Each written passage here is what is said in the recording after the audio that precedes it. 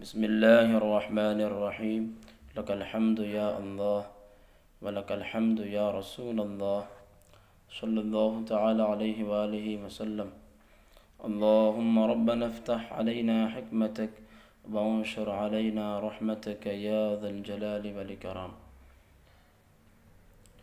محترم طلبہ، آج ہم آپ کے سامنے متنبی کا سبق لے کر حاضر ہوئے ہیں، اور یہ آج کا ہمارا دوسرا سبق ہے۔ پہلے سبق کے اندر ہم نے متنبی کے حالات بیان کیے تھے، اور اس میں لفظ دیوان متنبی کی وضاحت بھی ہوئی تھی، اور اسی پہلے سبق کے اندر عربی زبان کے حوالے سے اور علم ادب کے حوالے سے کچھ گفتگو ہم نے کی تھی۔ آج کا جو ہمارا سبق ہے یہ اشعار پر مشتمل ہے۔ اشعار کی لفظی تحقیق اور اس کا ترجمہ، اور انشاءاللہ عز و جل ترکیب نحوی کرنے کی بھی کوشش کریں گے۔ اشعار کا ہم ترجمہ کریں یا لفظی اور ترکیب کریں، اس سے قبل چند چیزیں جان لیتے ہیں۔ جیسا کہ آپ ہیڈنگ میں لکھا ہوا دیکھ سکتے ہیں، قافیۃ الحمزہ، حمزے کا قافیہ۔ تو یہاں پر چند چیزیں جان لینا ضروری ہے۔ پہلی چیز ہے قافیہ، کہ جس کا اشعار کے اندر بخوبی استعمال ہوتا ہے، اور شعراء حضرات اس کو استعمال کرتے ہیں۔ ایک لفظ آتا ہے قافیہ، اور ایک ہے ردیف، اور ایک ہے مطلع مقطع۔ ان چار چیزوں کی وضاحت کرتے ہیں اسی سبق کے اندر۔ قافیہ کا لغت میں معنی آتا ہے پیچھا کرنے والا، اتباع کرنے والا، اور گلے کا جو پچھلا حصہ ہوتا ہے اس کو بھی قافیہ کہہ دیا جاتا ہے۔ اس کی جمع قوافی آتی ہے۔ اصطلاح میں، شاعروں کے اصطلاح میں قافیہ کہا جاتا ہے کہ ردیف کے پہلے کا جو لفظ ہوتا ہے اور وزن ایک ہو لیکن لفظ بدلتا رہے، یعنی ردیف کے پہلے کا لفظ جو اپنے ہم وزن الفاظ میں متبدل ہوتا رہتا ہے۔ تو ردیف کے پہلے ہوتا ہے، وزن ایک ہی ہوتا ہے، لیکن لفظ جو ہے بدلتا رہتا ہے، بدلتا رہتا ہے، تو وہ ہوتا ہے قافیہ۔ اور اس کی مثال آپ لیں، ویسے تو مثالیں بہت ہیں، اور ایک مثال میں آپ کو دوں۔ مثال ممثل لہو کی وضاحت کے لیے دی جاتی ہے، تو ایک ہی مثال آپ لیں۔ واہ کیا مرتبہ غوث ہے بالا تیرا، اونچے اونچوں کے سروں سے قدم اعلیٰ تیرا۔ یہاں پر آپ دیکھیں، ان دو مصروں کے اندر ایک ہے بالا اور ایک ہے اعلیٰ۔ تو یہ جو بالا اور اعلیٰ جو ہے یہ قافیہ ہے، کہ شعر کے اندر جو ہیں دونوں مصروں میں ایک بالا ہے اور ایک اعلیٰ ہے، کہ وزن تو ایک ہے لیکن لفظ بدلتا جا رہا ہے، اور یہ ردیف کے پہلے بھی ہے، تو یہ ہے قافیہ۔ کیا ہے؟ قافیہ۔ اور جو آخر میں بار بار تیرا تیرا تیرا تیرا جو اعلیٰ حضرت نے استعمال کیا، تو یہ ہے ردیف۔ ردیف جو قافیہ کے بعد آئے اور وہ ہمیشہ مسلسل لگاتار آئے ایک ہی لفظ، تو وہ ردیف ہوتا ہے۔ قافیہ کے بعد آتا ہے اور تکرار کے ساتھ آتا ہے۔ قافیہ شعر کے اندر مصروں کے آخر میں جو لفظ بار بار قافیہ کے بعد آئے وہی ردیف کہلاتا ہے۔ اور ایک ہے مطلع، جسے یہاں پر میں آپ کو یہ بھی مثال دے دوں، جو مصنف نے، صاحب متنبی نے، دیوان متنبی نے جو اپنی دیوان میں یہ جو استعمال کیے ہیں، سودائہ برحائہ ارضائہ سمائہ، یہ تمام کے تمام جو ہے یہ قافیہ ہے۔ کیا ہے؟ قافیہ، کہ وزن تو سب کا ایک ہے لیکن لفظ بدلتا جا رہا ہے، اور جو ہی جو بار بار آ رہا ہے تو آپ اس کو ردیف کہہ لیں۔ اسی طرح وہ شیخ سعدی کے بھی بہت سارے اشعار ہیں عربی کے اندر جو آپ نے دیکھے ہوں گے، بلغ العلا بکمالہ کشف الدجا بجمالہ حسنت جمیع خصالہ صلوا علیہ آلہ، تو جمالہ، خصالہ، کمالہ، آلہ، یہ تمام کے تمام کیا ہے؟ قافیہ ہے، اور جو بار بار لفظ ہی جو آ رہا ہے یہ ردیف ہے۔ تو یہ ہے کہ ردیف اور قافیہ۔ یہ ہوتا ہے مطلع۔ مطلع کہتے ہیں کہ غزل یا قصیدے کا جو پہلا جو شعر ہوتا ہے جس کے دونوں مصرعوں میں قافیہ موجود ہوتے ہیں، دونوں مصرعوں میں قافیہ موجود ہو تو وہ مطلع ہوتا ہے۔ جیسے کہ واہ کیا مرتبہ غوث ہے بالا تیرا، اونچے اونچوں کے سروں سے قدم اعلیٰ تیرا، تو بالا تیرا اعلیٰ تیرا، ان دونوں مصرعوں کے اندر قافیہ موجود ہے، لہذا یہ مطلع ہوا۔ اور ایک ہے مقطع۔ مقطع جو ہوتا ہے غزل یا قصیدے کا جو آخری شعر ہوتا ہے، اور جس میں شاعر اپنا تخلص بیان کرتا ہے۔ تخلص شاعر کا وہ مختصر نام کہ جو شاعر اشعار کے اندر استعمال کرتا ہے وہ تخلص کہلاتا ہے۔ مختصر سا جو نام ہوتا ہے اور شاعر اس کو اشعار کے اندر استعمال کرے وہ تخلص ہوتا ہے، اور جس میں تخلص کا بیان ہو وہ مقطع ہوتا ہے۔ اور ایک ہوتا ہے جو ہے مصرع۔ تو مصرع بہت آسان ہے، نصف بیت، نصف شعر کو، آدھے شعر کو مصرع کہا جاتا ہے۔ تو یہ جو ہے میں نے آپ کے سامنے کچھ چیزوں کی وضاحت کی۔ اب آئیے اصل سبق کی طرف چلتے ہیں۔ قافیۃ الحمزہ، حمزے کا قافیہ۔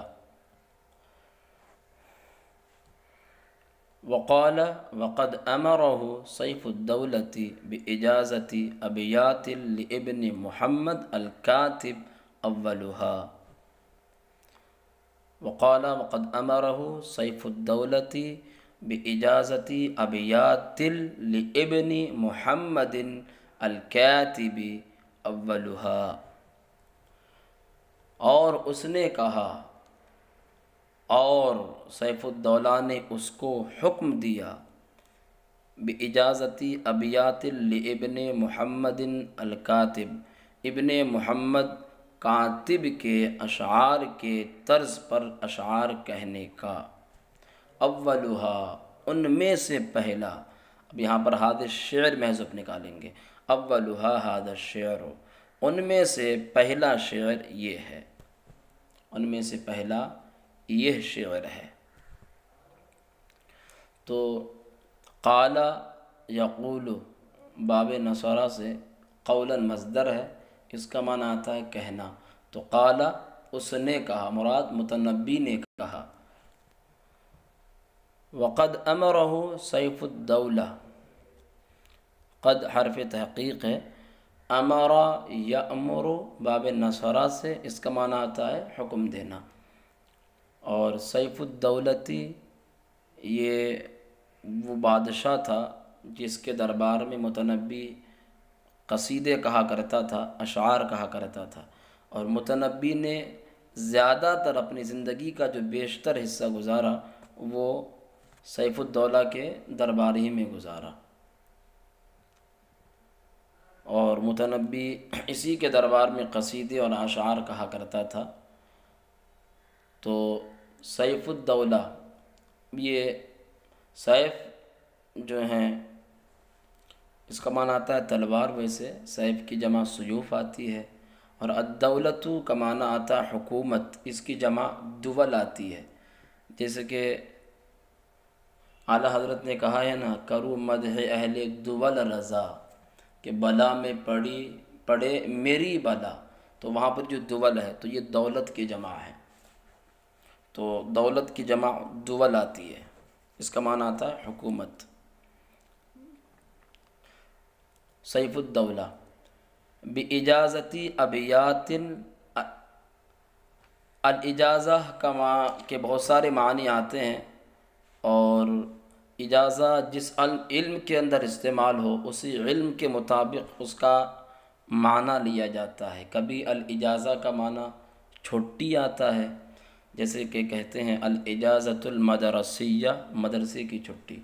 کبھی الاجازہ کا معنی جو ہے لائسنس کے معنی میں بھی آتا ہے، کسی بھی چیز کا لائسنس ہو، گاڑی کا ہو یا اور بھی کسی چیز کا جو لائسنس ہوتا ہے اس کے لیے الاجازہ کا لفظ بولا جاتا ہے۔ منظوری کے معنی میں بھی آتا ہے، اجازت دینے کے معنی میں بھی آتا ہے۔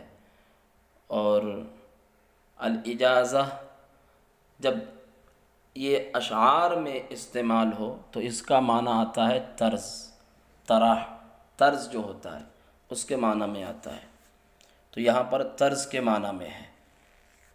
اور ابیات یہ بیت کی جمع ہے۔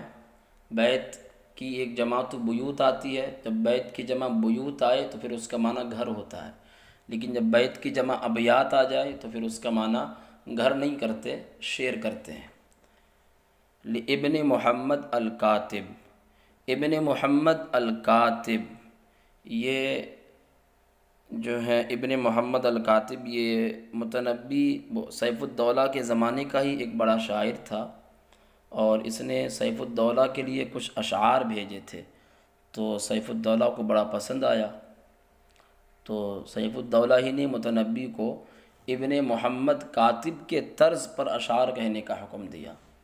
اور جو پہلا جو شعر ہے یا لائمی کف الملامہ، یہ ابن محمد کاتب کا شعر ہے۔ پھر اسی شعر کے طرز پر متنبی نے اور دیگر اشعار کہے۔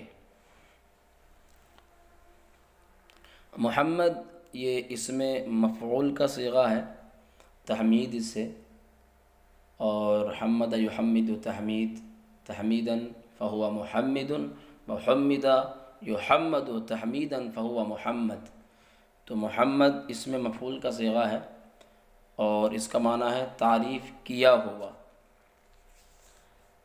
الکاتب یہ محمد کی صفت ہے۔ اولھا ان میں سے پہلا، اول کا استعمال بھی جاننا چاہیے۔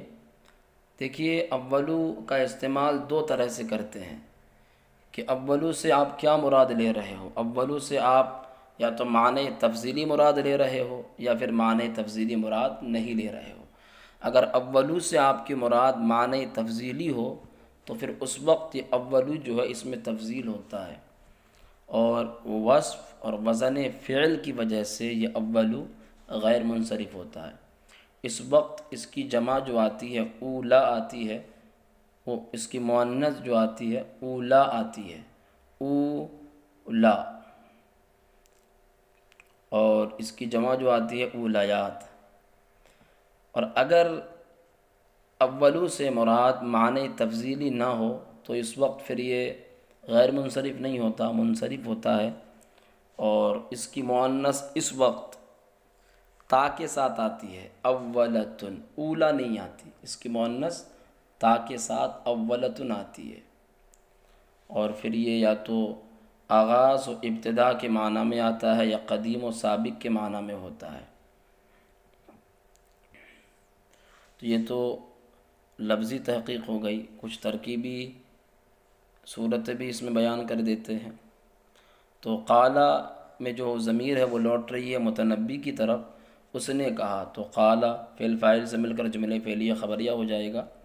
اور وقد امر سیف الدولۃ باجازۃ ابیات، تو امر جو ہے یہ فعل ہے، اس میں سیف الدولہ اس کا فاعل ہے، اور ہو ضمیر جو ہے یہ مفعول بہ ہے، اور با حرف جر ہے، اجازہ مضاف ہے، ابیات لابن محمد، تو ابیات کو یا تو آپ موصوف بنا دیں، کیا موصوف، اور لابن محمد الکاتب یہ صفت ہو جائے گی ابیات سے، کہ لام حرف جر، ابن مضاف، محمد موصوف، محمد کو پہلے آپ اسم مفعول بنا دیں، اس میں ہوا ضمیر پوشیدہ نائب فاعل، اسم مفعول اپنے نائب فاعل سے مل کر شبہ جملہ اسمیہ ہو کر کے تب یہ موصوف۔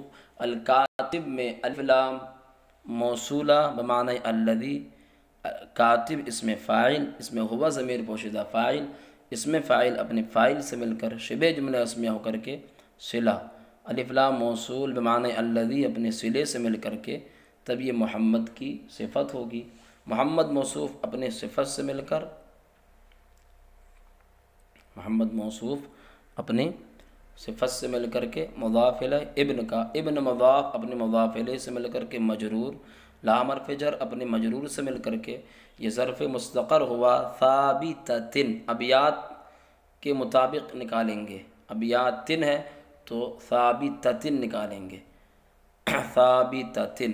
اب ابیات چونکہ وہ جمع تکسیر ہے اور جمع تکسیر واحد مؤنث کے حکم میں ہوتی ہے، تو لہذا اسی کے مطابق ابیات کی ہی مطابق ثابتتن، ثابتن نہیں نکالیں گے، ثابتتن اسم فاعل کا، ثابتتن اسم فاعل، اس میں ہیا ضمیر پوشیدہ فاعل، اسم فاعل اپنے فاعل اور ظرف مستقر سے مل کر شبہ جملہ اسمیہ ہو کر کے صفت، ابیات موصوف سے، ابیات موصوف اپنی صفت سے مل کر کے تب یہ مضاف الیہ، اجازہ کا اجازہ مضاف اپنے مضاف الیہ سے مل کر کے مجرور، بحرف جر مجرور اپنے مجرور سے مل کر کے تب یہ ہو جائے گا امرا سے ظرف لغو،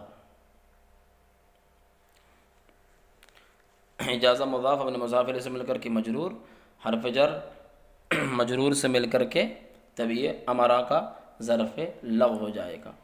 اور اولھا اس کی ترکیب الگ ہوگی، یہاں پر ہم ھذا الشعر نکال لیں گے، کیا نکالیں گے؟ اولھا ھذا الشعر، تو اولھا یہ مبتدا ہو جائے گا اور ھذا الشعر محذوف جو ہے یہ خبر ہو جائے گی، تو یہ ترکیبی صورت ہوئی۔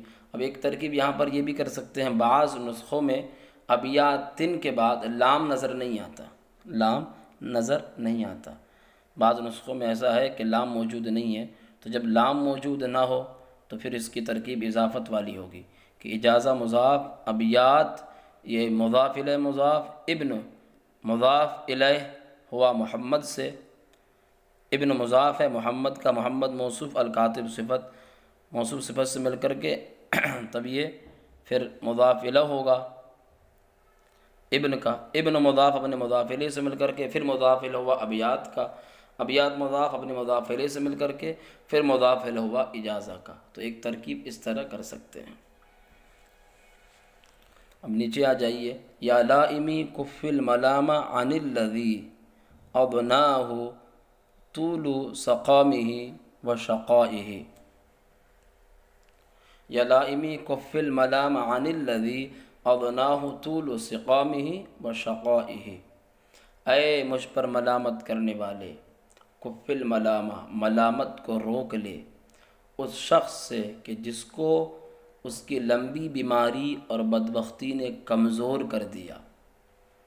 یا لائمی، یا حرف ندا ہے اور لائمی لائم کی اضافت ہے یائے مجرور کی طرف، اے مجھ پر ملامت کرنے والے، لائم اس میں فاعل ہے اور لاما یلوم لومن باب نصرہ سے اس کا معنی آتا ہے ملامت کرنا، تو اسی سے ہے لائم اس میں فاعل ملامت کرنے والا، اے مجھ پر ملامت کرنے والے، کف الملامہ ملامت کو روک لے اس شخص سے، کف یہ فعل امر ہے، فعل امر واحد مذکر حاضر کا صیغہ ہے،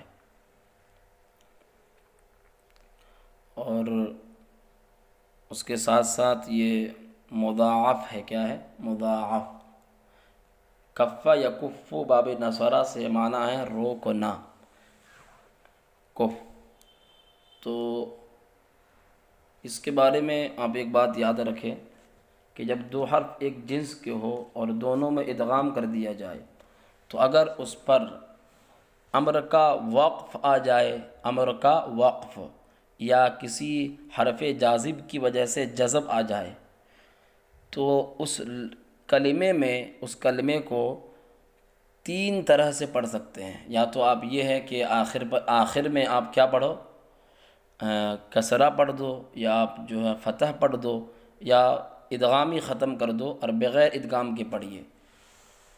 تو یہ، اور اگر مدغم سے پہلے والے حرف پر ضمہ ہے تو ضمہ بھی پڑھنا جائز ہوتا ہے.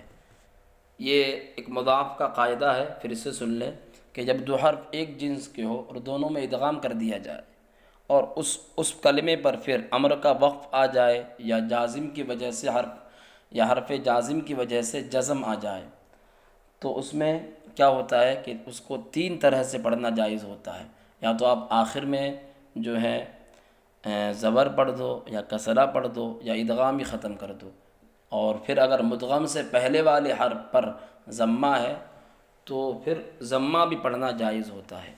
اس کی مثال یہی آپ لفظ لے لیں، کف ہے، کف یا کف نصرہ سے آتا ہے، تو یہ فعل امر ہے، امر کا وقف اس پر آیا، امر کی وجہ سے یہ مجزوم ہوا، تو لہذا اور 2 حرف ایک جنس کے بھی ہیں، اس میں اخیر میں 2 فا. تو اب یہاں پر آپ یہ دیکھیں کہ امر کا وقف جب آیا تو اس میں ہم کیا کر سکتے ہیں، کفو، کفی بھی پڑھ سکتے ہیں، کفا بھی پڑھ سکتے ہیں، اور اکفف بھی پڑھ سکتے ہیں کہ ادغام ہی کو ختم کر دیا جائے. اور اس میں تو یہ جو 3 چیزیں ہیں کہ کسرہ پڑھیں، زبر پڑھیں، یہ ادغام کو ختم کر دے، فک ادغام، تو یہ تب ہے جب کہ مدغم سے پہلے والے حرف پر ضمہ نہ ہو. لیکن اگر مدغم سے پہلے والے حرف پر ضمہ ہو تو پھر چوتھی صورت ضمہ پڑھے وہ بھی جائز ہوتی ہے. جیسے کہ کف میں آپ دیکھ لیں، مدغم جو پہلا والا فا ہے اس سے پہلے والے حرف جو کاف ہے اس پر ضمہ ہے، تو لہذا یہاں پر ہم کفو بھی پڑھ سکتے ہیں. کیا؟ کفو. جیسے کہ مد ہے تو مدہ، مدی، مدو بھی پڑھ سکتے ہیں کیونکہ میم پر ضمہ ہے.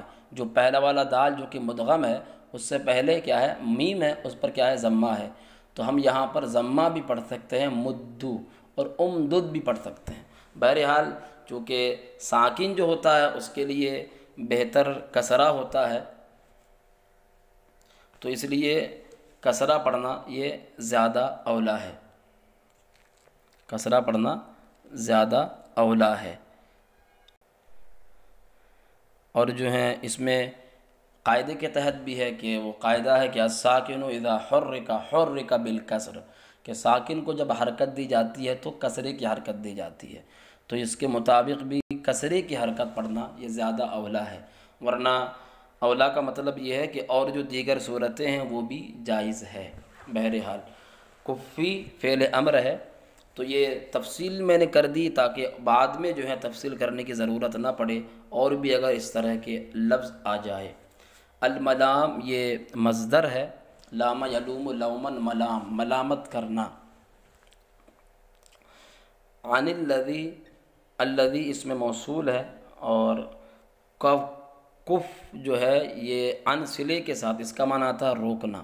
الذی اس میں موصول، اضناہ، اضنا یضنی، اضنا باب فعال سے اس کا معنی آتا ہے کمزور کرنا.